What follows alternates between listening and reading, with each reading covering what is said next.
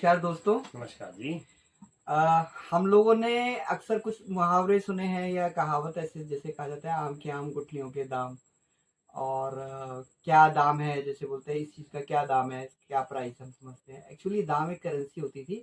आज कपिल जी के सानिध्य में हम लोग जानने की कोशिश करेंगे कि दाम क्या होता है और कैसे। पहले तो सर नमस्कार करना चाहूँगा। आप लोगों ने हमारी बहुत सारी वीडियो पसंद करी हैं, बहुत सारी वीडियो पे अ, बहुत लाइक्स वगैरह आए हैं। तो आज हमारे पास कुछ मुग़ल कॉइन्स आए थे जो कि बादशाह अकबर के थे। बादशाह अकबर के थे। तो इस तरह के ये हेम्ड कॉइन्स हैं जो कि कॉपर के अंदर है। इसको एक दाम कहा जाता है, जैसे आज की डेट में रुपी चलता है, उस टाइम में करेंसी है।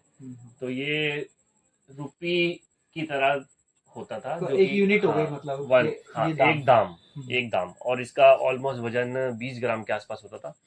सिक्के का वजन। हाँ दोस्तों, पहले तो मैं आपको बताना चाहता हूँ ये आपने शायद आप लोगों को शायद जानकारी होगी कि बादशाह और शहनशाह में क्या फ़र्क है।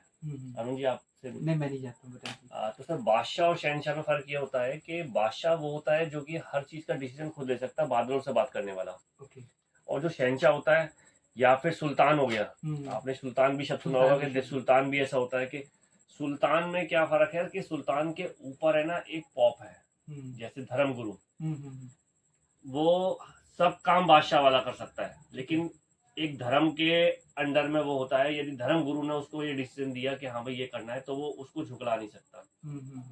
और जो बादशाह होता है, बादशाह एक ऐसा है जिसके ऊपर पॉप भी नहीं है, वो उसके ऊपर कोई भी नहीं है। वो पोप तो क्रिश्चियंस में होता है मेरे ख्याल से, मुगल सर मैं पॉप फॉर एग्जांपल कह रहा हूँ, एक धर्मगुरु इनमें भी होता है, एक धर्मगुरु की तरह। तो ये बादशाह अकबर का सिक्का है।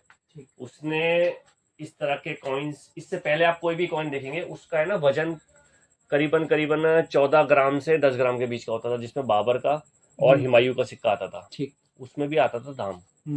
लेकिन पहला ऐसा सिक्का था जो कि 20 से 21 ग्राम के आसपास का बनाया गया। और ये किसी मशीन वगैरह से बने हुए लग रहे हैं ना?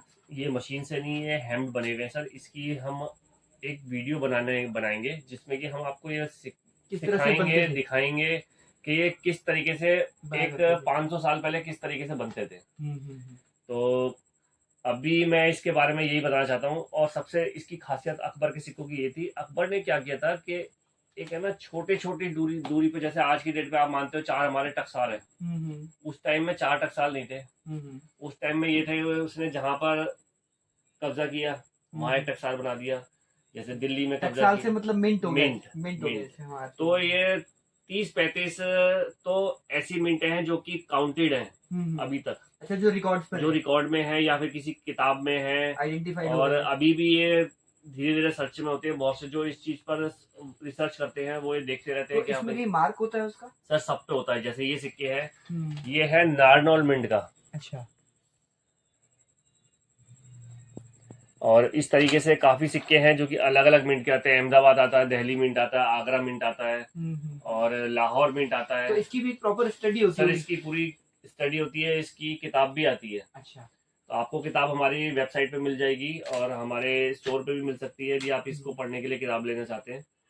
और तो देखने में तो जो बिल्कुल ऐसे लग रहा है कि ये पता नहीं क्या है, पर इसमें देखा जाए कि गहराई से स्टडी की जाती है और इससे मालूम चलता है इतिहास क्या है। सर इसमें ना कुछ ऐसे सिक्के होते हैं जिसमें कि कुछ डेटा, जैसे आप मेरे यहाँ किसी काम से विशेष अतिथि के तौर पे आए, तो उस टाइम में ना उस पे भी एक सिक्का निकाला जाता कि आपके सम्मान के लिए मैंने एक सिक्का निकाला है। तो जैसे कमेमोरेटिव कॉइन होगा इस तरीके से मान लो आज की डेट में। तो वो एक सम्मानजनक कॉइन होते थे कि आप हमारे यहाँ आए हैं, तो उसके लिए हमने कुछ स्पेशल सिक्का निकाला है। अच्छा, तभी बार बार ये सुना करते थे कि आपके हाथ में अगर एक कॉइन का एक मेटल का टुकड़ा है तो वो इतिहास का गवाह है। तो वो देखा जाए तो इसमें दर्ज है वो सर। और एक मैं आपको बताऊं, इन सिक्कों से हमारे इतिहास का ये भी पता चलता है कि उस टाइम में राजा की क्या हैसियत थी उस टाइम पर। हाँ, जैसे आपने बताया कि वो सुल्तान है कि बादशाह है। नहीं सर, मेरा इसमें कहने का मतलब ये है कि चलो फॉर एग्जांपल मैं इसको टॉपिक से दूसरे टॉपिक को लेता हूँ। जैसे कि मान के चलिए ग्वालियर का स्टेट का सिक्का था, ठीक है, पाव आना कॉपर में बनता था। और 1919 में जो पाव आना आया वो ब्रास के अंदर आ गया। या फिर ब्रिटिश इंडिया का सिक्का ले लो आप, पाव आना से मतलब 1/4 हो गया, चौथा हिस्सा। ठीक है। जैसे आप ब्रिटिश इंडिया का सबसे आसान समझाने के लिए एक आम पब्लिक को समझाने के लिए हम ब्रिटिश इंडिया को लेते हैं।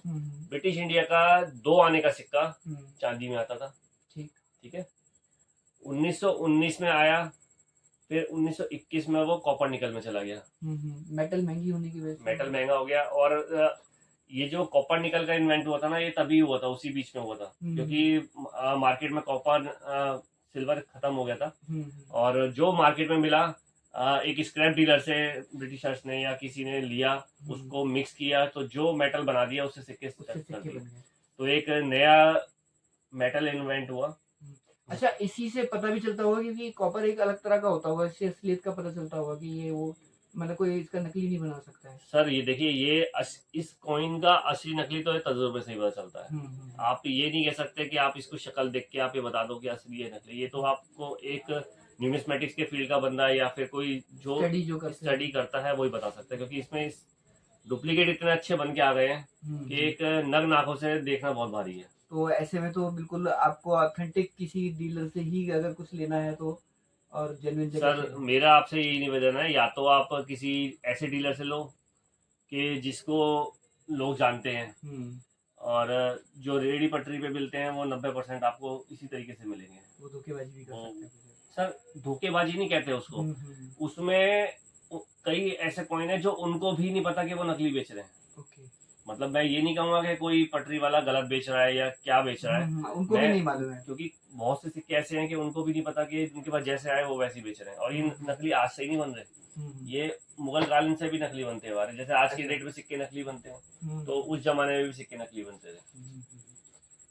तो ये तो आपने बहुत अच्छी जानकारी आज दी। और एक नई बात, क्योंकि हम तो बादशाह, राजा, सम्राट सबको हम तो राजा ही समझते हैं जैसे, पर ये तो आज एक ऐसा फैक्ट पता चला, एक ऐसी नई बात पता चली कि बादशाह और शहंशाह और राजा इनके जो इनकी ताकत के अनुसार या इनके ओहदे के अनुसार, इनके में भी ओहदा होता था कि तो सिर्फ बादशाह वही बंदा लगा सकता था, और सुल्तान वो बंदा लगा सकता था जिसको किसी के अंडर में हो। बहुत बढ़िया।